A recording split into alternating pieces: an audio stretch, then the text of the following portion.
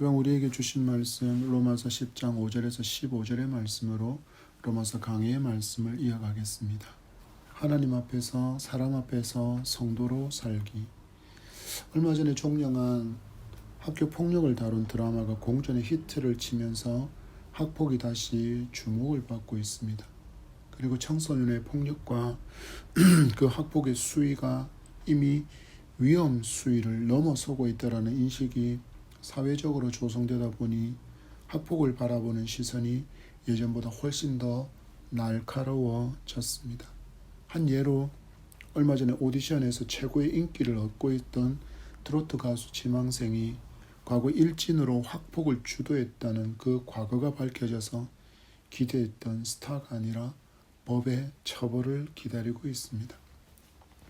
이 사람뿐만 아니라 운동선수, 가수, 연기자 등이 각 분야에서 신예처럼 떠오르다가 학폭으로 인해서 모든 인기를 내려놓고 법의 처분을 기다리고 있기도 합니다. 또 얼마 전에는 경남의 한 지역에서 초등학교와 중학교와 고등학교 총 12년에 걸쳐서 학교 폭력에 시달린 한 여성이 자신을 괴롭힌 동기들을 폭로한 프로그램이 방영되어서 엄청난 파장을 몰고 오고 있습니다. 그녀의 친구가 익명으로 유튜브에 이 가해 친구들의 모든 면면을 다 밝혀서 실명으로 그들의 이름이 공개되었고 지금 무슨 일을 하고 있는지도 공개해서 사회적으로 공분을 또한 일으키고 있습니다. 그리고 그 중에 한 친구는 일하던 직장에서 해고를 당하기도 했습니다. 과거에 뿌려놓은 그 어둠의 씨앗이 열매를 거두었는데 더 큰 어둠의 열매를 결실하고 그것을 먹게 된 것입니다. 다니던 직장도 그만두게 되었고 지금까지는 가면을 쓰고 멋진 사람으로 보여졌든지 아니면 정말 성실한 모습으로 사람들에게 인정을 받았든지 간에 과거가 현재의 발목을 잡은 것입니다. 얼마나 부끄러울까요? 자신은 자신이겠지만 그의 부모가 겪을 수치는 또 어떻겠습니까? 지금은 인터넷과 각종 SNS가 워낙 삶에 깊숙이 자리를 잡다 보니 이런 소식은 삽시간에 전국이 아니라 전 세계로 퍼져 나갑니다. 어떻게 해야 합니까? 성도는 정말 잘 살아야 합니다. 누가 언제 어디서 나의 불법과 부정을 발견하고 인터넷에 공개할지 모르기 때문입니다. 그렇다면 다른 사람이 전혀 알 수 없는 곳에서 행한 부정과 불법은 괜찮은 것일까요? 예수를 믿지 않는 사람이라면 증인도 없고 증거가 불충분해서 법의 판결을 무죄로 피했다고 해서 뒤에서 킬킬거리고 있을지 모르지만 그는 무식하고도 너무 어리석어서 모든 것을 보고 계시고 모든 것을 듣고 계시고 모든 것을 알고 계시는 하나님의 존재를 전혀 인지하고 있지 못할 뿐입니다. 성도는 누군가의 시선 때문에라도 잘 살아야겠지만 하나님의 시선이 언제나 나를 향하고 있다는 이 진리로 인해서 더 잘 살아야 합니다. 좋은 사람이 되어야 한다라는 것입니다. 계속해서 바울은 믿음을 근거로 하나님의 자녀가 된 성도의 삶에 대해서 알려주고 있습니다. 로마서의 구조를 살펴보면 먼저는 우리가 반드시 알아야 할 기독교의 복음의 진리를 먼저 알려준 후에 그리고 이 복음의 진리를 알게 되고 예수 그리스도를 믿게 된 성도는 어떻게 살아야 하는가를 밝히 말씀하고 있습니다. 믿음을 가졌다고 말하는 성도는 그래서 삶으로 나의 믿음을 증명해 보여야 합니다. 그래야 마지막 날 하나님 앞에 섰을 때 부끄러움을 당하지 않을 것입니다.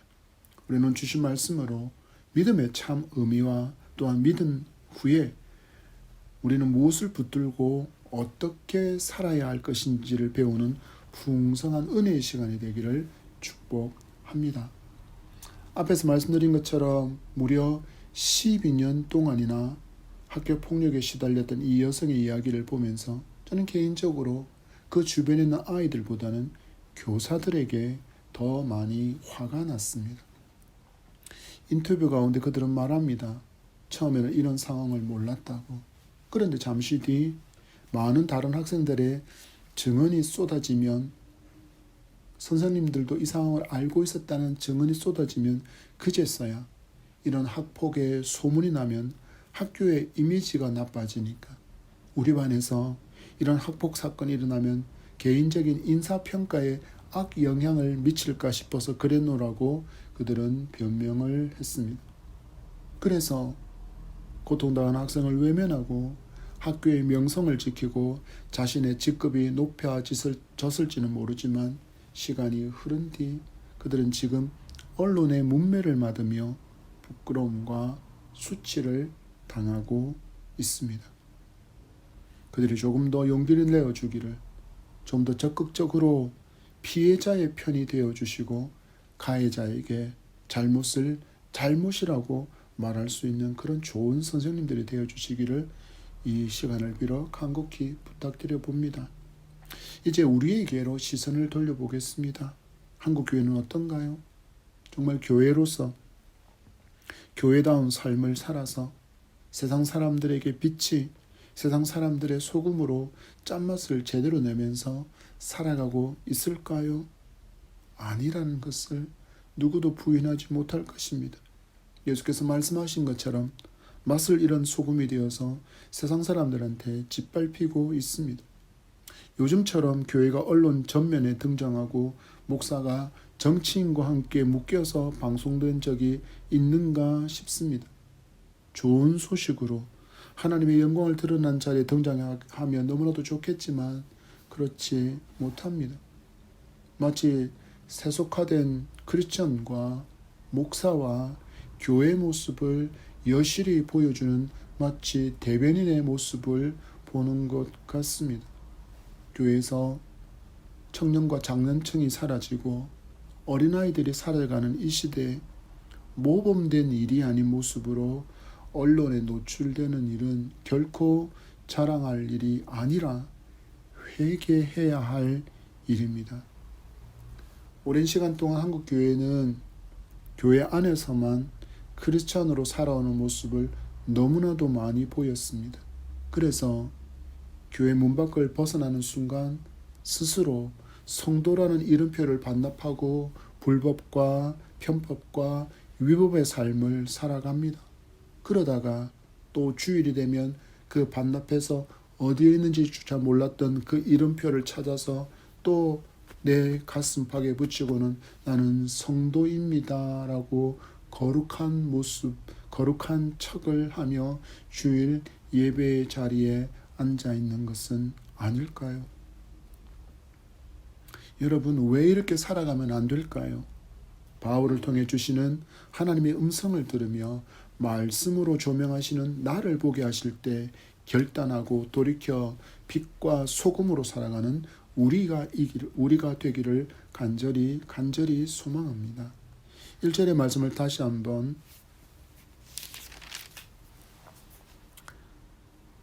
5절의 말씀입니다. 5절의 말씀을 다시 읽겠습니다. 시작. 모세가 기록하되 율법으로 말미암는 의를 행하는 사람은 그 의로 살리라 하였거니와. 아멘. 예수께서 오시지 않았다면 우리는 율법의 순종으로 구원받는다고 여기면서 그렇게 율법을 순종하기 위해서 몸부림치며 살았을 것입니다. 율법으로 말미암는 의라는 것은 완벽하게 율법을 준행할 때 얻게 되어지는 의를 말합니다. 만약에 구원의 조건이 이랬다면 불법할 용기가 쉽게 생기지는 않을 것입니다. 불법과 편법과 위법은 모두 율법을 어기는 행위이기 때문입니다. 여러분의 삶을 율법서의 기준으로 한번 조명해 보시기를 바랍니다. 어떻습니까? 율법에 합당한 삶을 사셨습니까? 아무도 안 볼 때 거짓도 불법도 불의도 없는 삶을 한 주간 그리고 한순간도 놓치지 않고 사셨습니까? 만약에 그렇다면 여러분은 구원과 관계가 없는 사람이 되고 맙니다. 어떤 경우에요? 율법의 의로서 우리가 구원을 받을 수 있다면 우리는 모두 자격 미달인 사람이 되고 말 것입니다. 이렇게 율법의 의로서 구원을 받고 있다면 우리가 행하는 모든 불법으로 말미암아 그 구원에서 멀어지게 될 터인데 어떻게 사람들이 방심하며 함부로 살겠습니까? 얼마나 말씀대로 살려고 노력하며 살겠습니까? 그러나 어느 누구도 율법의 의를 충족시키며 살아갈 수는 없습니다. 우리 안에 있는 이 죄성이 늘 우리를 죄에 물들게 만들고 죄를 선택하게 만들게 하는 너무나도 연약한 존재가 바로 우리이기 때문입니다. 그래서 우리에게는 은혜의 예수 그리스도가 반드시 필요한 것이고 이 예수 그리스도를 이 땅에 보내신 하나님의 사랑이 반드시 필요한 것입니다. 그런데 유대인들은 여전히 이 은혜의 예수 그리스도를 부인하고 있었습니다. 은혜를 거부하고 여전히 율법을 준행하여 구원받기를 원하고 있었다라는 것입니다. 6절과 7절의 말씀입니다. 시작.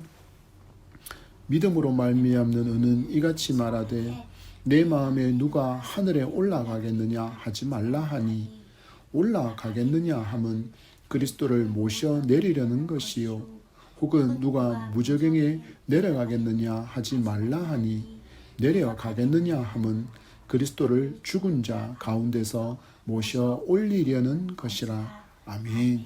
바울은 지금 두 내용을 대조하면서 복음과 구원을 설명해 가고 있습니다. 먼저 믿음으로 말미암는 의라고 표현합니다. 이것은 믿음의 구원이 아니면 우리가 의롭게 될 방법은 율법을 온전히 준행하는 것인데 그것은 앞에서 말씀드린 것처럼 불가능합니다.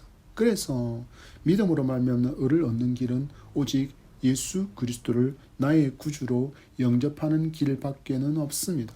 그런데 이 생명의 길을 거부하는 유대인들의 반응이 이렇습니다. 누가 하늘에 올라가겠느냐? 누가 무저갱에 내려가겠느냐? 곧 그들은 예수 그리스도의 부활과 예수 그리스도의 승천을 믿지 않는 백성으로 남아 있다라는 것입니다. 이 말씀을 잘 이해하기 위해서는 바울이 지금 인용하고 있는 구약성경 신명기를 읽어보아야 합니다. 신명기 30장 12절에서 14절의 말씀입니다. 읽어드리겠습니다.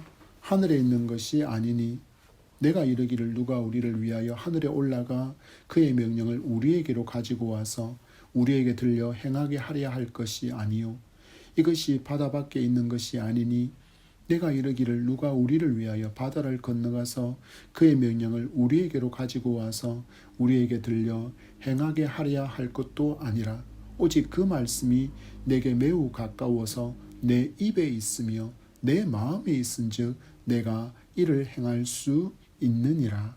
아멘. 하나님의 말씀은 결코 너희들에게서 멀리 있지 않다라고 이야기합니다. 하나님은 신명기의 말씀을 통하여서 하나님의 말씀이 하나님의 명령이 이미 너희에게 가까이 와 있고 이미 전파되어서 너희 마음에 들어와 있기 때문에 굳이 하늘에 올라가지 않아도 굳이 땅 속으로 들어가려고 노력할 필요가 전혀 없다라고 말씀하시는 것입니다. 이미 너희에게 구원이 와 있으니 그 밖에서 굳이 구원을 찾으려고 할 필요가 없다라고 말씀하시는 것입니다. 믿음으로 말미암는 의를 얻기 위해서 하늘로 곧 구원을 받기 위해서 하늘로 올라가는 수고도 땅으로 내려가는 수고를 하지 않아도 이미 예수께서 완전하게 이루신 구원이기에 구원의 이름 예수 그리스도를 믿기만 하면 믿음으로 의롭다 여김을 받는 길이 이미 열려져 있다라고 말씀하고 있는 것입니다. 이것을 바울이 이어지는 말씀으로 우리에게 다시 한번 알려주고 있습니다. 8절의 말씀입니다. 시작. 그러면 무엇을 말하느냐? 말씀이 내게 가까워 내 입에 있으며 내 마음에 있다 하였으니 곧 우리가 전파하는 믿음의 말씀이라. 곧 예수 그리스도께서 이 땅에 오신 하나님의 메시아라는 이 복음의 진리가 이미 너희에게 있는데 왜 너희들은 그 예수 그리스도 밖에서 구원을 찾아 헤매고 있는 어리석은 백성으로 살아가느냐라는 말씀입니다. 하나님의 말씀을 들으면 된다. 구원의 복음을 들으면 된다. 그리고 예수 그리스도를 구주로 영접하면 된다고 말씀하는데 여전히 유대인이 무엇을 하고 있다고요? 이 진리를 거부하고 있다라는 것입니다. 그래서 바울은 유대인들에게 구원에 이르는 믿음이 무엇인지를 아주 정확하게 알려주고 있습니다. 구원에 이르는 믿음을 알고 믿어야 부끄러움을 당하지 않기 때문이라고 설명하는데 먼저 우리가 9절의 말씀과 10절의 말씀을 읽습니다. 시작. 내가 만일 내 입으로 예수를 주로 시인하며 또 하나님께서 그를 죽은 자 가운데서 살리신 것을 내 마음에 믿으면 구원을 받으리라. 사람이 마음으로 믿어 의에 이르고 입으로 시인하여 구원에 이르느니라. 아멘. 구원에 이르는 믿음을 알고 믿어야 부끄러움을 당치 않는다고 말씀합니다. 그래서 우리는 먼저 무엇을 해야 합니까? 예수 그리스도를 주로 시인해야 합니다. 참 많은 사람들이 온 세상의 교회를 찾아옵니다. 온 세상에 산재해 있는 그 교회들로 스스로의 갈급함으로 오는 사람도 있고 누군가의 전도를 받아서 오는 사람도 있습니다. 그런데 그들 중에 은혜를 받고 믿음을 얻어서 성도에서 제자로 성장하는 사람은 그렇게 많지 않습니다. 입으로 예수 그리스도를 나의 구주로 시인한 것과 마음으로 믿는다라는 것은 우리의 신앙의 겉과 속을 말하는 것입니다. 마음에 믿음이 없이 입술로 고백이 일어날 수 없다라는 것이고 또한 입술에 고백이 없는 그 마음의 믿음은 완전하지 못하다라는 것입니다. 곧 예수 그리스도를 주로 시인하면 죽임을 당하게 될 줄 알면서도 초대교회의 많은 성도는 이 신앙 고백에 생명을 걸었다라는 것을 우리는 기억해야 합니다. 예수께서 나의 구주라는 신앙의 고백에 생명을 걸었다는 것은 오직 예수께서 나의 순종과 생명의 충성을 바치기에 합당하다라는 것을 인정했다라는 것을 의미합니다. 여러분 이 시대를 보십시오. 왜 한국 교회와 목사와 성도가 세상 사람들로부터 지탄을 받습니까? 예수 믿습니다라는 신앙 고백에 예수 그리스도에 대한 절대적으로 생명을 바치는 충성과 순종이 함께 해야 한다는 이 진리를 알지 못하고 신앙생활을 하기 때문입니다. 소천하신 오카노 목사님은 이런 신앙을 향하여 어린 신앙이라고 이야기합니다. 그리고 이들의 삶의 모습을 보면 살려준다라는 그 말에는 막 매달리는데 순종하라는 말에는 머뭇거린다라는 것입니다. 너를 살려줄 거야. 너에게 복이 임할 거야.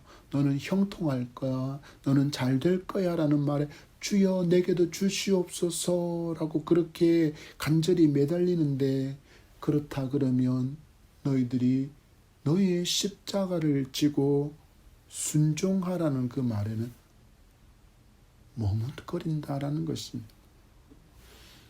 오직 예수 그리스도를 주로 시인하는 우리 모두가 되기를 소망합니다. 두 번째로 우리가 구원받는 믿음의 사람이 되기 위해서는 예수 그리스도의 죽음과 부활하심을 시인해야 합니다. 9절의 말씀과 10절의 말씀을 다시 한번 읽어보겠습니다. 시작. 내가 만일 내 입으로 예수를 주로 시인하며 또 하나님께서 그를 죽은 자 가운데서 살리신 것을 내 마음에 믿으면 구원을 받으리라.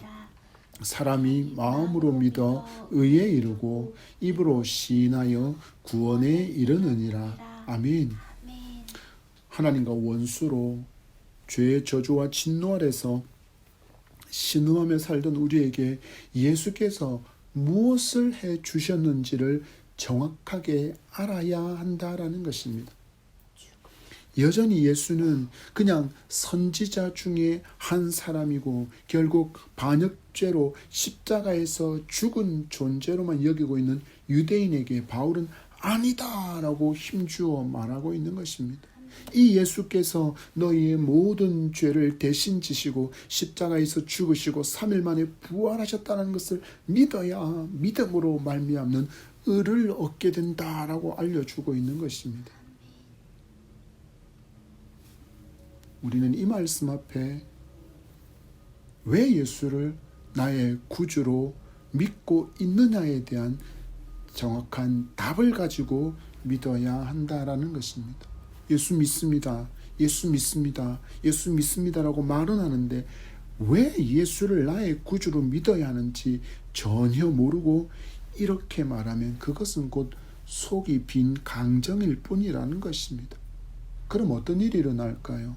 세상을 살아가는 동안에 바람이라는 시련과 폭풍이라는 환란이 닥치면 그만 믿음을 포기해 버리고 말게 됩니다. 자신을 크리스찬이라고 소개하는 연예인들이 많습니다. 분명히 자신의 입으로 예수 그리스도를 나의 구주로 시인한 것입니다. 그런데 안타까운 것은 마음으로 믿는 삶의 흔적이 전혀 그들의 입술의 고백을 따라가지 못하는 모습을 보이며 살아간다라는 것입니다. 마치 맛을 잃은 그런 크리스찬으로 살아갈 뿐이라는 것입니다. 여러분 보십시오. 크리스찬으로 그들이 나는 크리스찬입니다라고 공개석상에서 이야기한 후에 그들이 유명세를 얻게 되어지면 그의 본질적인 신앙이 좋든지 그렇지 않든지는 전혀 따지지 않고 공개석상에서 자신을 크리스찬이라고 말했다는 그 이유 하나로 얼마나 많은 연예인들이 신앙간증 그 집회에 초청을 받고 있는지를 우리는 고민해 보아야 합니다. 우리는 분명히 주일 성수를 성도의 기본 덕목이라고 가르치고 있습니다. 그런데 신앙의 가장 기본적인 질서와 그 덕목조차도 제대로 지키지 않으면서 살고 있었는데 세상적으로 성공하고 유명세를 타면 갑자기 이 모든 것이 마치 하나님의 은혜인 듯이 둔갑을 한다라는 것입니다. 주일 성수를 하지 않더라도 그의 삶에 그리스도를 닮은 어떤 흔적이 없더라도 그리스도를 향한 충성과 헌신이 내 목숨까지도 당신의 것입니다라고 내어 던질 수 있는 그런 헌신이 자기를 포기하는 자기 부인과 자기 죽음이 없는 채임에도 불구하고 신앙이 너무 좋아서 이 사람에게 하나님께서 성공을 주셨고 신앙이 너무 좋아서 하나님께서 이 사람에게 유명을 주셨다라고 포장하고 간증을 들으려고 난리가 난다라는 것입니다. 하나님의 말씀을 주목해 보십시오. 바울을 통해서 하나님은 말씀하시기를 그것을 인정하지 않는다라고 말씀합니다. 곧 신앙의 고백과 마음으로부터 흘러나오는 이 신앙의 삶이 결코 동떨어질 수 없다라는 것입니다. 우리는 예수 그리스도의 음성을 잘 들어야 합니다.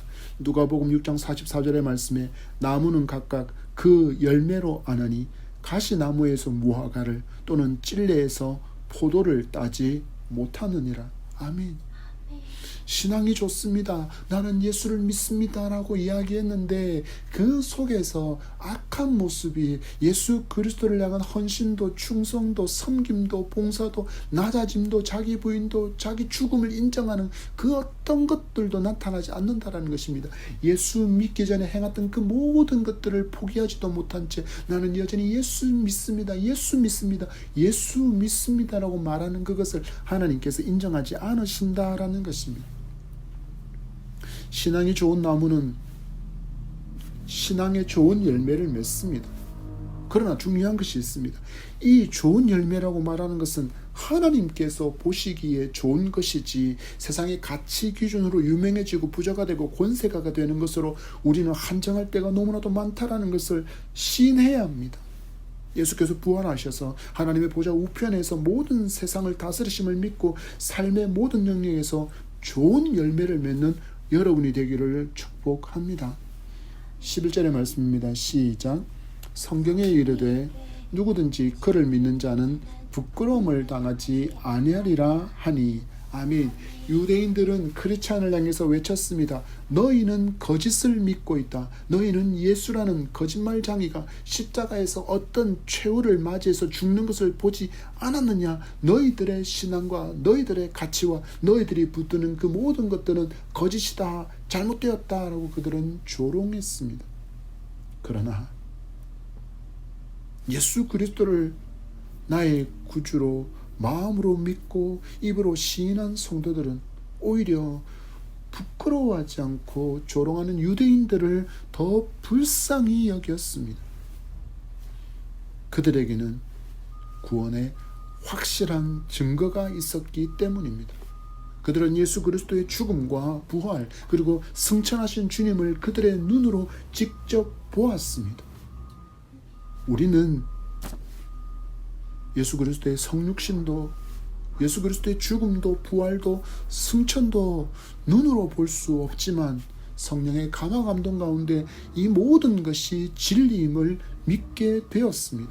이 믿음은 결코 부끄러운 것이 아닙니다. 오히려 마지막 날에 기독교를 폄하하고 비아냥거리던 그들이 부끄러움을 당하게 될 것입니다. 하나님께서 이런 부끄러움을 당하지 않도록 구원의 문을 예수 그리스도의 희생으로 열어주셨습니다. 이 복음의 진리에 감사가 넘치는 그런 우리의 입술이 되기를 축복합니다. 12절과 13절의 말씀을 읽겠습니다. 시작. 유대인이나 헬라인이나 차별이 없음이라. 한 분이신 주께서 모든 사람의 주가 되사 그를 부르는 모든 사람에게 부요하시도다. 누구든지 주의 이름을 부르는 자는 구원을 받으리라. 아멘. 마치 하나님과 구원을 자신들만의 소유인 것처럼 여겼던 유대인들에게 바울은 말합니다. 아니, 이제 구원은 예수 그리스도로 말미암아 모든 인류에게 활짝 열렸다. 모든 사람에게 구원을 주실 수 있는 전능의 하나님이심을 모든 사람에게 부유한 분으로 설명하며 이 예수 그리스도를 나의 구주로 믿고 신앙의 고백이 있는 사람은 뭐라고 이야기합니까? 구원을 받는다라는 복음을 알려주고 있습니다. 마지막 날에는 아무도 부인하지 못합니다. 왜냐하면 하나님의 심판대 옆에 앉아 계신 예수 그리스도를 직접 눈으로 볼 것이기 때문입니다. 이 시대에 얼마나 많은 사람들이 외칩니까? 예수는 가짜야. 기독교는 거짓이고 과학이 진리야 라고 힘주어 말하던 그들의 입술을 저주하는 자리가 바로 그 자리가 될 것입니다.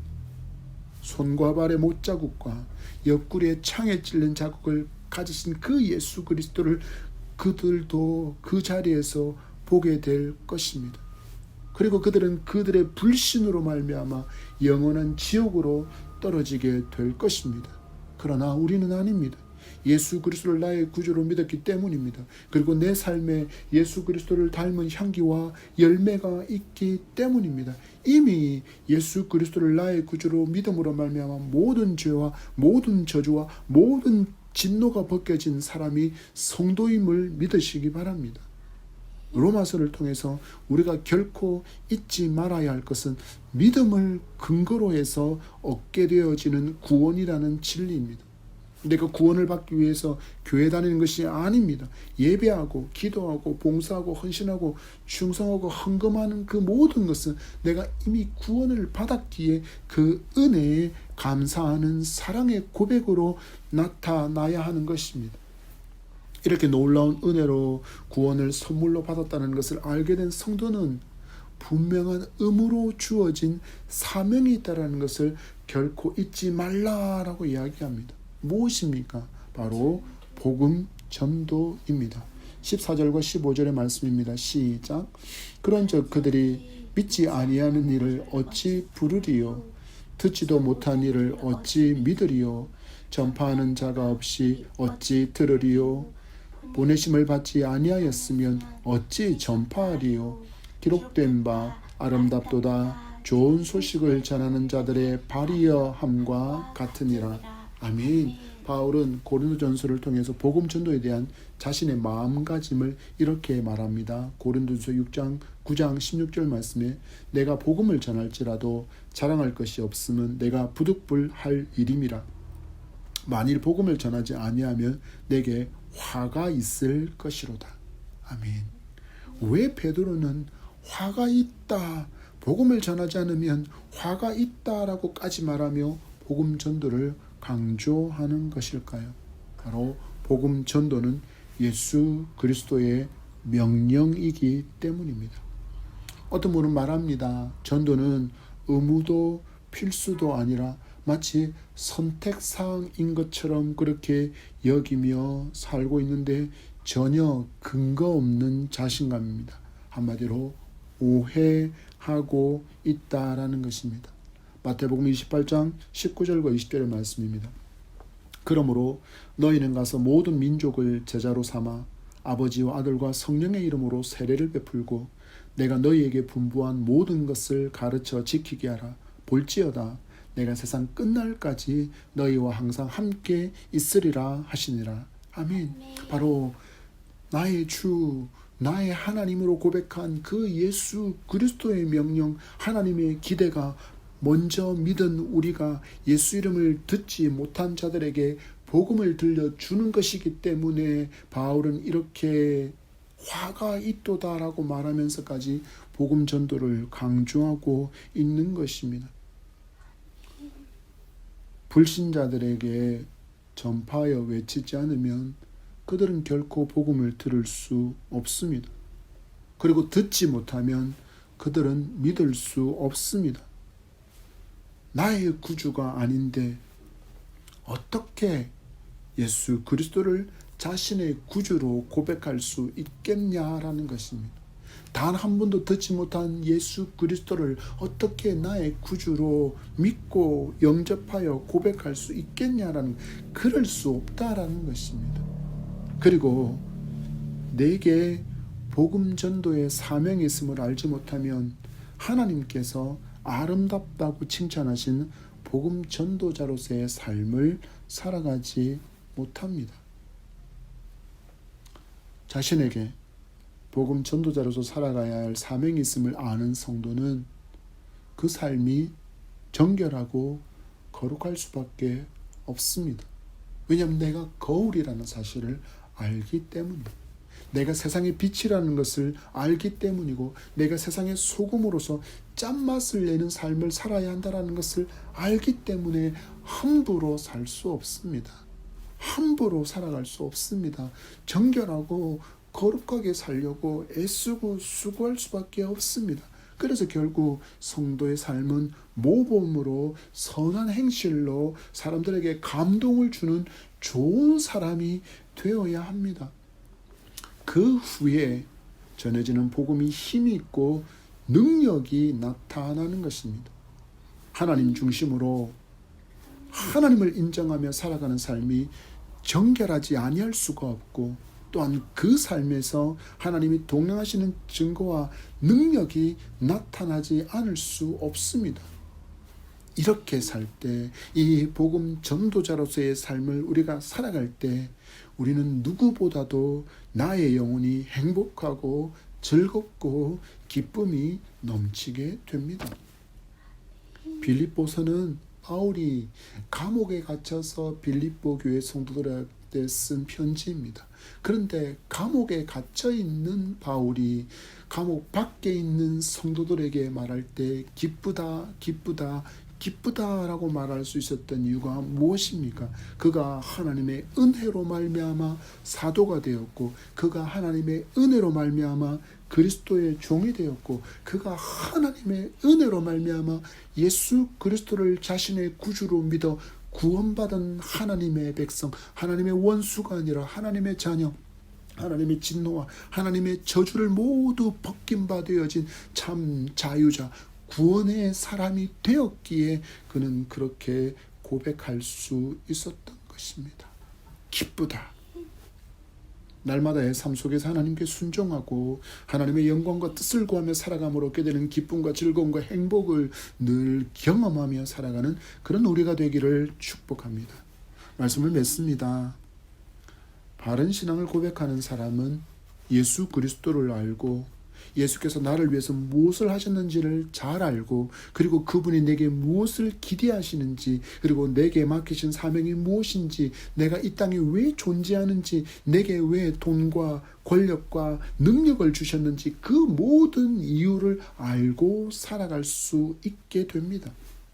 이러한 이유도 알지 못한 채 돈과 권력을 갖게 되면 어떤 삶을 살아갈까요? 쾌락을 추구하는 죄성 가득한 인생을 살아갈 수밖에 없습니다. 날마다의 삶에서 내게 있는 모든 것은 하나님의 나라의 확장과 의를 이루는 도구로서 맡겨주심을 고백하며 살아갈 수 있기를 바랍니다. 이 삶 또한 세상에 믿지 않는 사람들과 구별되는 성도의 모습이기 때문입니다. 세상 사람들은 말합니다. 내가 땀 흘려 수고했고 내가 모든 간이며 쓸개며 다 빼주듯이 그렇게 살아서 번 돈입니다. 옳은 자리입니다. 권세입니다. 권력입니다. 명예입니다. 라고 외칠지 모르지만 성도는 그런 고백 이전에 모든 것이 하나님께서 내게 맡겨주신 것입니다 라고 하나님의 영광과 하나님의 나라를 위해서 쓰겠다라는 그 청지기의 자세 또한 세상 사람들과 구별된 성도의 모습임을 분명히 기억해야 합니다. 여러분, 이러한 삶을 살기 위해서 예수 그리스도가 나의 주가 되심을 고백합시다. 그리고 예수의 죽음과 예수의 부활이 실제로 일어났다라는 이 진리를 고백합시다.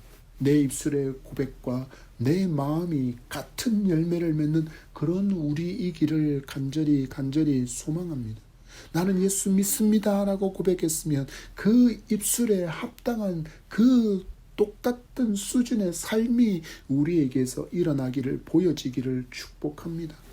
내게 일어난 이 놀라운 구원의 은총을 잘 흘려보내서 많은 사람을 주께로 돌아오게 하는 삶의 전도자, 그리고 입술의 전도자로 살아서 칭찬받는 충성된 청지기가 되기를 축복합니다. 한번 여러분 주의 뜻대로 살아보십시오. 전에는 전혀 경험하지 못했던 놀라운 기쁨과 즐거움과 행복을 누리며 살아가게 될 것입니다. 오늘이 바로 그 날이기를, 이후로 계속 이런 삶이 여러분의 삶 가운데 가득 넘치게 되기를 축복합니다.